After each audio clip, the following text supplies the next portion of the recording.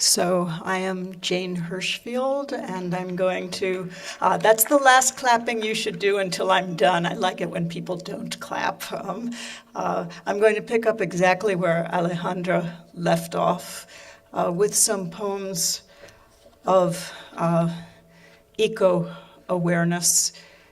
I am so grateful to this park. This is my local park. I volunteer here once a week when I'm home.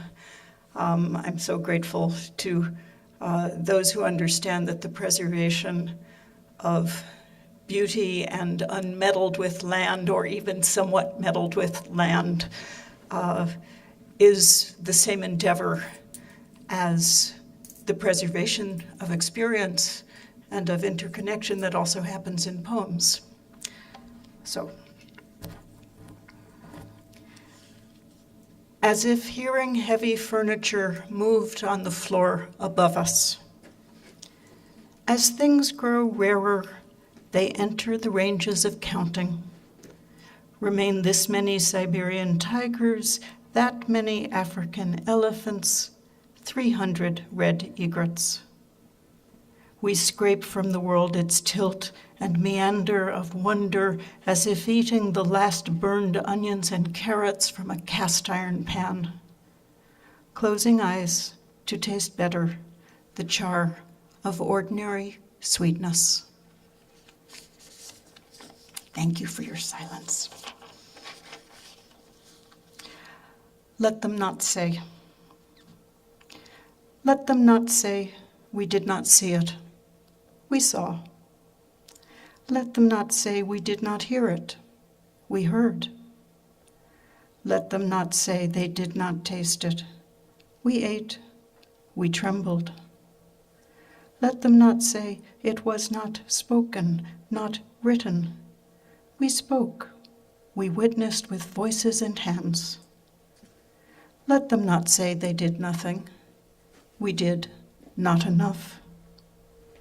Let them say, as they must say something, a kerosene beauty, it burned.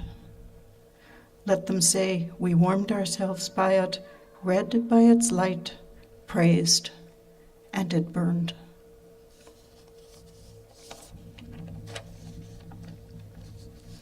It's been a year of environmental witness for me, beginning in January when I spent a month working in Robert Rauschenberg's former workplace on Captiva Island in Florida. It was the rainiest January Florida has had in recorded history. Captiva Island is 5 feet off sea level. We were wading on the highest paths. They dumped the central lake so that it wouldn't flood in the middle of the month. 2 days later, dead fish began washing up on every shore. So this is a poem that comes out of that and then also moves on to talk about the refugee crisis in the Mediterranean. Day beginning with seeing the International Space Station and a full moon over the Gulf of Mexico and all its invisible fishes. None of this had to happen. Not Florida, not the ibis's beak, not water. Not the horseshoe crab's empty body, and not the living starfish. Evolution might have turned left at the corner and gone down another street entirely. The asteroid might have missed. The seams of limestone need not have been susceptible to sand and mangroves. The radio might have found a different music.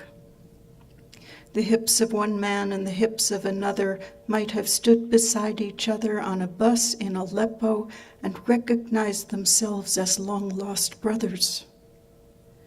The key could have broken off in the lock and the nail can refused its lid. I might have been the fish the brown pelican swallowed. You might have been the way the moon kept not setting long after we thought it would, long after the sun was catching inside the low wave curls coming in at a certain angle. The light might not have been eaten again by its moving.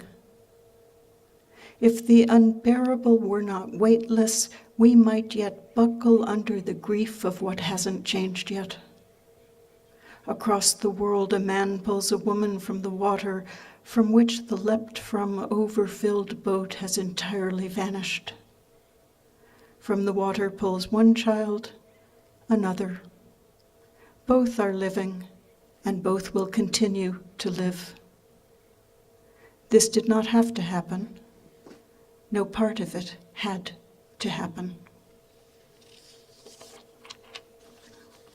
And just to cheer you up a little, still a poem of the environment called Optimism.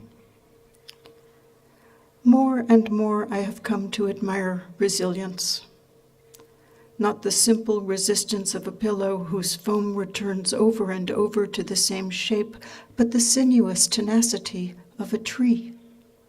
Finding the light newly blocked on one side, it turns in another. A blind intelligence, true, but out of such persistence arose turtles, rivers, mitochondria, figs, all this resinous, unretractable earth. So I'll read just a couple more poems. One is the one which is in the book that Quiet Lightning put together. So I live in Mill Valley, and out my window every morning I wake to look at this mountain. The title is Vilnius, seems a long way from Mill Valley, capital of Lithuania. At the time I wrote this poem, I thought I wouldn't get there, and then by the power of poetry, I read this poem in Krakow and got invited to read in Lithuania. And so now I've seen it. The country that the great, in Berkeley for 40 years, poet Czesław Miłosz was born in. Vilnius. For a long time, I keep the guidebooks out on the table. In the morning, drinking coffee, I see the spines. St. Petersburg, Vilnius, Vienna. Choices pondered, but not finally taken. Behind them, sometimes behind thick fog, the mountain.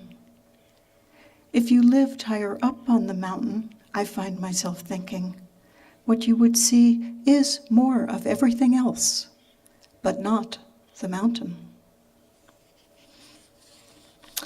And the last poem, a Mount Tamalpais poem written a long time ago, almost right for today, except today we would need some fog down below us, and there isn't any, but it's been made up for by the wonderful distant thunder we've been hearing from time to time of the Blue Angels, practicing far enough away that it sounded more like thunder and less like warplanes. For a wedding on Mount Tamalpais. July, and the rich apples once again falling. You put them to your lips, as you were meant to, enter a sweetness the earth wants to give. Everything loves this way, in gold honey, in gold mountain grass that carries lightly the shadow of hawks, the shadow of clouds passing by.